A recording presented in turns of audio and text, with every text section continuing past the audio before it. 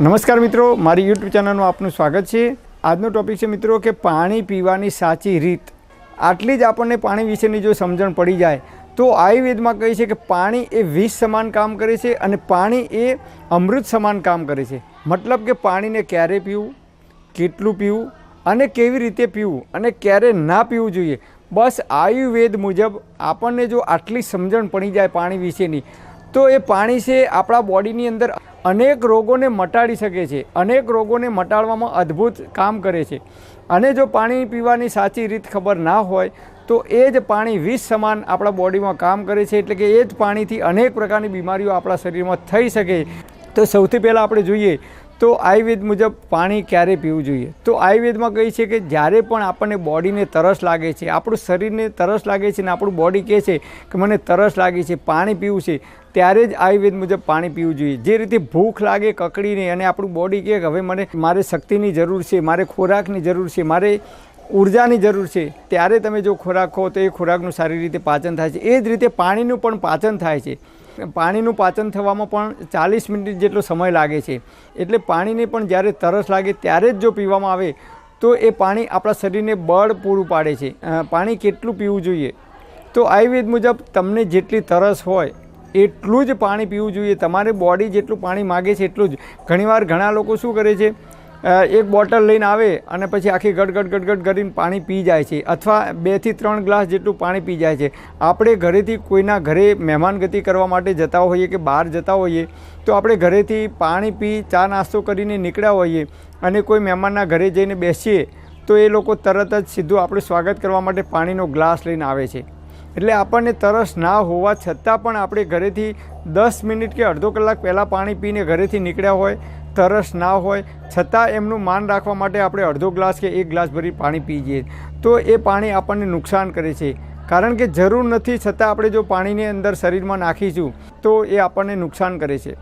હવે ક્યારે ના પીવું જોઈએ તો આયુર્વેદ મુજબ જમવાની 40 મિનિટ પહેલાં જ પાણી પીવું જોઈએ, એટલે કે જમવાની 10-15 મિનિટ પહેલાં ક્યારેય પાણી ના પીવું જોઈએ। કારણ કે પાણી પીએ એટલે આપણી જઠરાગ્નિ છે એ જે અગ્નિ છે મંદ પડે છે, અને અગ્નિ મંદ પડ્યા પછી જો ખોરાક લઈએ તો એ ખોરાકનું યોગ્ય રીતે અને સમયસર પાચન થતું નથી, તો એમાંથી ગેસ, એસિડિટી, અપચો, અજીર્ણ કે કબજિયાત જેવી અનેક બીમારીઓ થઈ શકે છે। આયુર્વેદ મુજબ જમ્યા પછી ઓછામાં ઓછો 1 કલાક કે 1.5 કે 2 કલાક સુધી જો પાણી ના પીવામાં આવે તો એ ખોરાકનું ખૂબ ઝડપથી અને સારી રીતે પાચન થાય છે। જમ્યા પછી તરત ઘણા લોકોને અડધો ગ્લાસ કે 1 ગ્લાસ પાણી પીવાની ટેવ હોય છે, તો જમ્યા પછી તરત પાણી પીએ તો આયુર્વેદમાં કહે છે કે ભોજન અંતે વિષમવારી, મતલબ કે ભોજન કર્યા પછી જો પાણી પીવામાં આવે તો એ વિષ સમાન કામ કરે છે, ઝેર સમાન કામ કરે છે। એટલે કે જમ્યા પછી જો તરત પાણી પીએ તો આપણા શરીરમાં જે અગ્નિ પ્રદીપ થાય છે ખોરાકનું પાચન કરવા માટે, એ અગ્નિ મંદ પડે છે, એ અગ્નિ બુઝાઈ જાય છે, અને એના લીધે જે કંઈ આપણે ખોરાક લીધો હોય એ ખોરાકનું યોગ્ય રીતે અને સમયસર પાચન થતું નથી, અને એના લીધે તમે આ ટેવ કાયમ માટે 10, 15, 20 વર્ષ સુધી ચાલુ રાખો તો સમય આવે ત્યારે એમાંથી ગમે તે એક ભયંકર બીમારી થઈ શકે છે। એટલે કે ડાયાબિટીસનો જન્મ થાય, હાઈ બીપીનો જન્મ થાય, કોલેસ્ટ્રોલનો પ્રોબ્લેમ થાય, યુરિક એસિડનો પ્રોબ્લેમ વધે, કબજિયાત થાય, એસિડિટી થાય, ગેસ થાય, માથું દુખવું, પગમાં કળતર થવી, ગમે તે એક પ્રકારની બીમારી આપણા શરીરમાં જન્મ લઈ શકે છે। એટલે ઘણા લોકો એવું કહેતા છે કે અમે તો 15-20 વર્ષથી રોજ જમ્યા પછી તરત પાણી પીએ છીએ, અમને કશું થયું નથી, અને એવા લોકોને 40, 45 કે 50 વર્ષ પછી diabetes, high BP, cholesterol, uric એસિડનો પ્રોબ્લેમ, ઢીંચણમાં દુખાવો, ઢીંચણની ગાદી ઘસાઈ જાય, ગમે તે એકના એક બીમારીનો ભોગ બને છે। એટલે તરત બીમારી નથી આવતી પણ લાંબા ગાળે એની અસર જોવા મળે છે આયુર્વેદ મુજબ। એટલે જમ્યા પછી ક્યારેય પાણી પીવું જોઈએ નહીં 1 થી 1.5 કલાક સુધી। જ્યારે તમારી બોડી માગે કે હવે પાણી પીવું છે ત્યારે 1 કે 1.5 કલાક પછી તમે પાણી પી શકો છો। જમ્યા પછી પીવું હોય તો તાજી અને મોડી ઘરે જાતે બનાવેલી દેશી ગાયના દૂધની છાશ તમે પી શકો છો, એવું આયુર્વેદની અંદર વર્ણન કરેલું છે। અને એ તાજી અને મોડી દેશી ગાયના દૂધની જો છાશ પીવામાં આવે પાચન કરવામાં મદદરૂપ થાય છે। પણ આપણે શું કરીએ છીએ, ઠંડી છાશ પીએ છીએ। હોટલમાં જઈએ કે ઘરે ફ્રીજમાં મૂકેલી કે ડીપ ફ્રીજમાં મૂકેલી ઠંડી છાશ પીએ છીએ। એ ઠંડી છાશ પીએ એટલે આપણી જઠરાગ્નિ મંદ પડે છે, અને એ છાશ પીવાથી જો આપણે એવું માનતા હોય ખોરાક જલ્દીથી પાચન થાય છે, તદ્દન ખોટી વાત। કારણ કે ઠંડી છાશ પીએ ફ્રીજમાં મૂકેલી એટલે એ ઠંડી છે એ આપણી અગ્નિને મંદ કરે છે, અગ્નિ મંદ પડે છે અને એના લીધે આપણે જે કંઈ ખોરાક લઈએ છીએ એ સમય દરમિયાન એ ખોરાકનું યોગ્ય રીતે અને સમયસર પાચન થતું નથી. અને ખોરાકનું યોગ્ય રીતે અને સમયસર પાચન ના થાય તો આયુર્વેદમાં કહે છે કે એ ખોરાક ધીમે ધીમે પડે સડવા લાગે છે અને ખોરાક સડે છે ત્યારે એની અંદરથી વાયુ ઉત્પન્ન થાય છે, જેને અપાન વાયુ કહેવામાં આવે છે. અને એ વાયુ ઉર્ધ્વ ગતિ કરે છે, ઉપર તરફ જાય તો છાતીમાં દુખાવો થઈ શકે છે, માથું ભારે લાગે, માથું પણ દુખી શકે છે. અને એ ગેસ છે, એ વાયુ છે, એ શરીરમાં જે જગ્યાએ જાય એ જગ્યાએ દુખાવાનું કારણ બની શકે છે.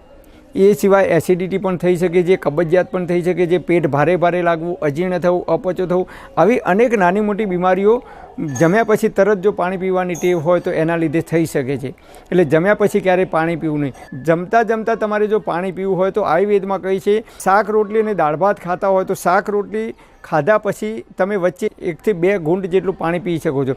અથવા જો શાક ને રોટલી જ ખાતા હોય તો તમે વચ્ચે અડધી ચમચી જેટલું પાણી પી શકો છો. એટલે કે એક ઘૂંટ જેટલું પાણી પી શકો છો. આમ 1 થી 2 ચમચી જેટલું તમે ભોજનની સાથે પાણી પી શકો છો. એ વચ્ચે, જમવાના પહેલાં નહીં, જમવાની પછી નહીં, જમવાની મધ્યની અંદર તમે થોડુંક ખાઓ પછી અડધી ચમચી પાણી પી શકો છો, થોડુંક ખાઓ પછી અડધી ચમચી, એ રીતે તમે 1 થી 2 ચમચી જેટલું એટલે કે 2 થી 3 ઘૂંટ જેટલું તમે પાણી પી શકો છો.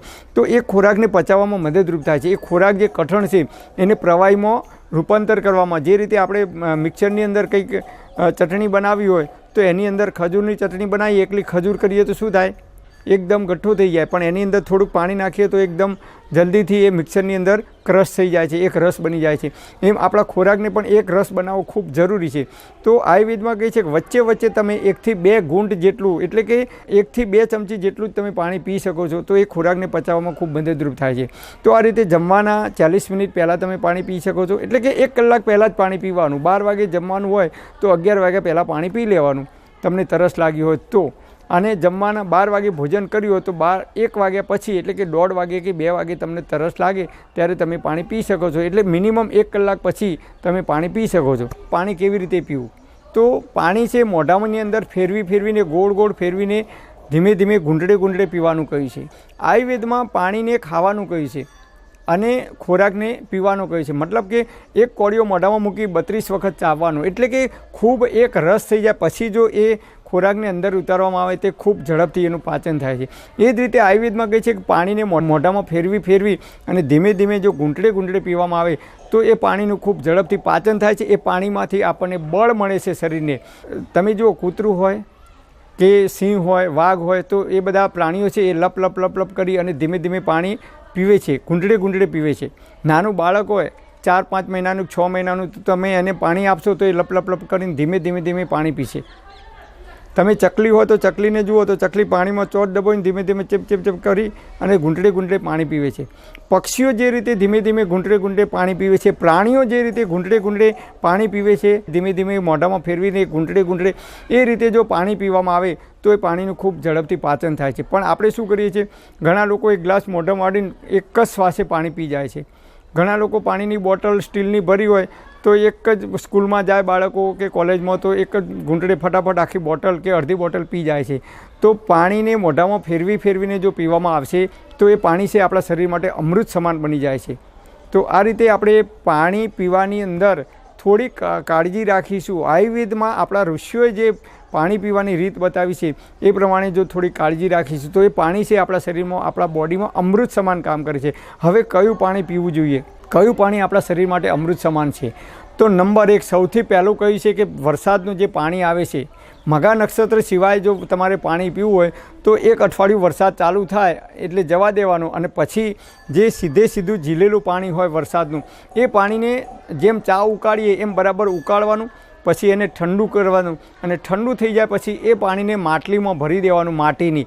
અને એ માટીમાં ભરેલું જો પાણી પીવામાં આવે તો એ અમૃત સમાન છે. બીજા નંબરમાં નદીનું પાણી, જે વહેતું પાણી છે, ગંગા નદીનું હોય કે નર્મદા નદીનું હોય, એ નદીનું પાણી તમે વહેતું પાણી છે એને ઘરે લાવી ઉકાળી અને ઠંડુ કરીને પી શકો છો.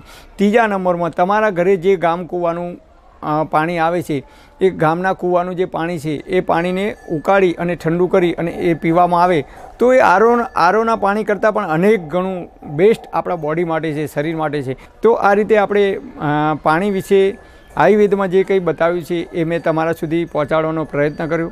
તો આ રીતે પાણી વિશે આપણે થોડીક કાળજી રાખીશું, સાવચેતી રાખીશું પીવાની અંદર, તો આપણા બોડીમાં એ પાણી છે એ વિષ સમાન, ઝેર સમાન કામ નહીં કરે, પણ અમૃત સમાન કામ કરશે. અને પાણીની અંદરથી જેટલા પણ તત્વો ઉપયોગી છે એ આપણા બોડીને મળી રહે છે.